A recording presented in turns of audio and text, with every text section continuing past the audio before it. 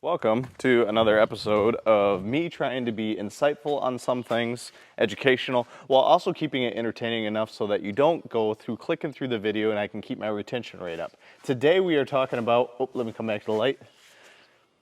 These bad boys right here. Oh no! Almost killed my dog. Oh, these are the new Havok Haas Broadheads, a solid piece of machine tool steel, and we're going to talk about them.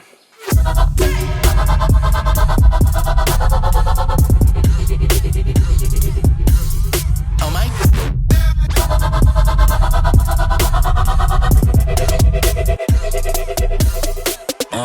Tell me, come here for a second. Come on this video, around here. Okay, what is the first thing you think of? What's the first thing that comes to mind when you look at that? Is that pretty cool? What do you like about it? It's super sharp. Oh, not yet, but it's getting there. It's sharper than what you're used to dealing with. Would you use it? Yeah. You would use it? Mm-hmm. Do you think it'd be your favorite one? Maybe. All right, thank you for your time, sir. Oliver Kennedy, everyone. Give him a round of applause. So first things first with these broadheads, like I already mentioned, this is a solid piece of tool steel, machined with bleeders. No moving parts was one of their biggest points that they were trying to go for on this piece. Obviously with tool steel, you're also talking about one of the most durable broadheads you can have on the market. So durability is number one. Durability, when you're looking at this type of broadhead, you're going to that's going to hit home, that's not going to break, that's not going to bend, right? So that's the one thing I'm thinking of. The second thing I'm thinking of is breaking parts. So you're not going to have bleeders that break off or replace. That's a big part, so it still falls under the durability. Second, the design on this broadhead, which is probably hard to see in my hand, but I'll throw something up here, that the first half of this broadhead is a single bevel. And it's got a chisel tip on the front of it, or like they call an axe tip on the front of it, because it's meant for splitting bone. So if you have if you have a shot that doesn't go where you want it to and you hit that shoulder or the femur or some bone, that front is supposed to be more impactful in splitting to get that penetration through that bone. Now the second half of this broadhead is a double bevel so that you get better penetration. And the bleeders themselves as well are also a double bevel. So that's really the three big things, in my opinion, is the durability because it's tool steel, and then durability again because you have machined in bleeders, and then the new, basically, design of a broadhead of a single double bevel combined. Single double bevel combined. There we go. So that's kind of the concept behind it. I'm sure there's a little bit other things that I'm missing. To be fair, this is not a paid for thing. I did get a couple of these for free. I've got two.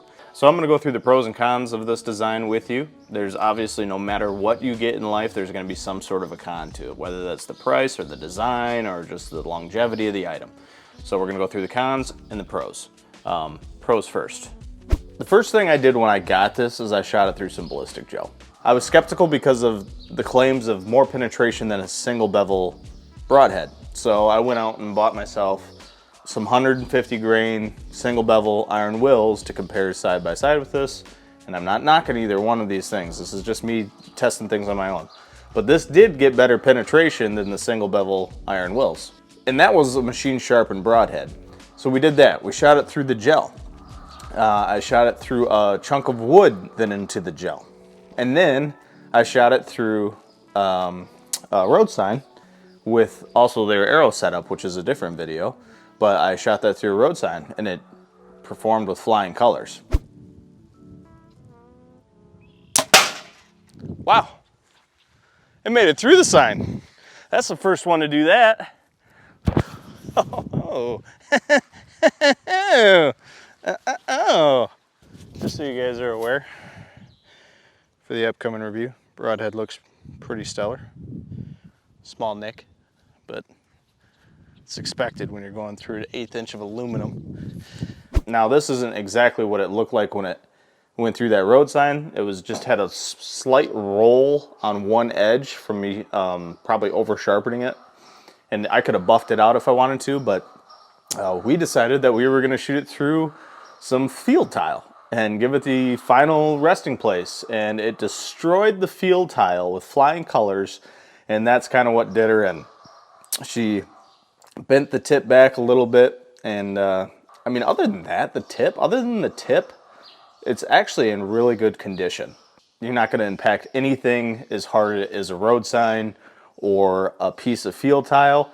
Maybe the small chunk of wood is similar to the composition of a shoulder blade, but really that was just for durability testing.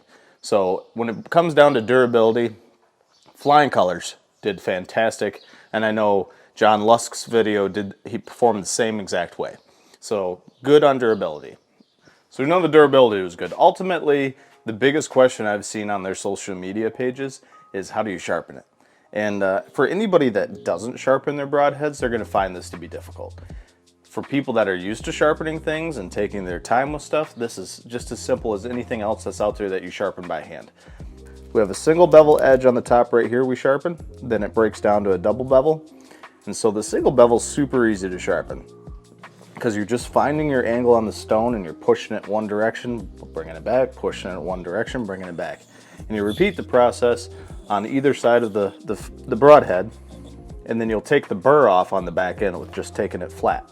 The double bevel is a little bit more difficult because you have these bleeder blades right here that kind of almost impede the angle. It doesn't actually contact on the stone when you find your angle, but it's so close, it takes a minute to get used to.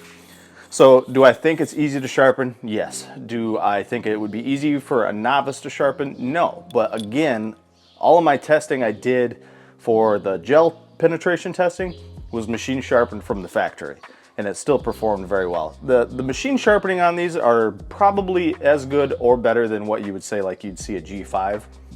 It's not slice and paper like butter, but it still cuts. I believe at this time you can order them either sharpened anyways or factory sharpened, so the two separate differences.